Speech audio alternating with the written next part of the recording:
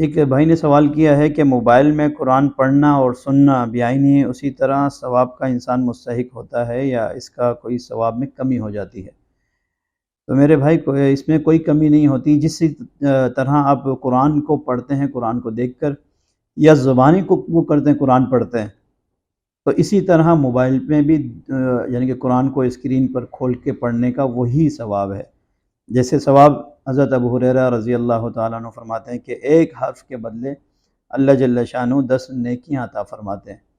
پھر فرمایا ایک حرف کیا ہے؟ الف لام میم لیس حرف، الف حرف لام حرف میم حرف۔ اگر کوئی انسان منہ سے یہ لفظ ادا کرتا ہے، حرف ادا کرتا ہے الف لام میم، تو اس کو 30 نیکیاں مل جاتی ہیں، چاہے وہ قرآن کو دیکھ کے پڑھے، زبانی پڑھے، موبائل میں دیکھ کر پڑھے۔ اگر وہ کہیں بھی لکھا ہوا ہے دیوار میں، تو دیوار پہ بھی لکھا ہوا پڑھ لیتا ہے تو اس کو اسی طرح بعینی ہی ثواب ملتا ہے۔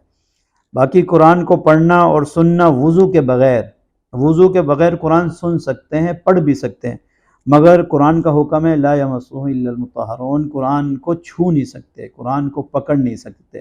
اسی طرح موبائل کے لیے بھی یہی حکم ہے، علماء کا یہی وہ ہے یعنی فتویٰ ہے، جب آپ قرآن کو پڑھ رہے ہیں موبائل میں بھی ہو یا ویسے بھی ہو، تو موبائل کہ اسکرین میں جب آیاتیں لکھی ہوئی ہوں تو اس پر ہاتھ نہ پھیرا جائے، احتیاط کیا جائے وضو کے بغیر۔ جس طرح آپ قرآن کو نہیں اٹھا سکتے، نہیں یعنی کہ پکڑ سکتے، قرآن کے جو یعنی کہ لوازمات ہیں، کپڑا ہے، غلاف ہے، آپ اس کو اٹھا لیتے ہیں، اسی طرح جو موبائل کے لوازمات ہیں، اس کا پاؤچ ہے، اس طرح آپ اس کو پکڑ سکتے ہیں، سامنے کھلا ہوا آیات ہے، تو مگر اس اسکرین پر ہاتھ پھیرنا یہ علماء نے منع کیا ہے، وضو کے بغیر اس طرح نہ کیا جائے تو بہتر ہے۔ جزاک اللہ۔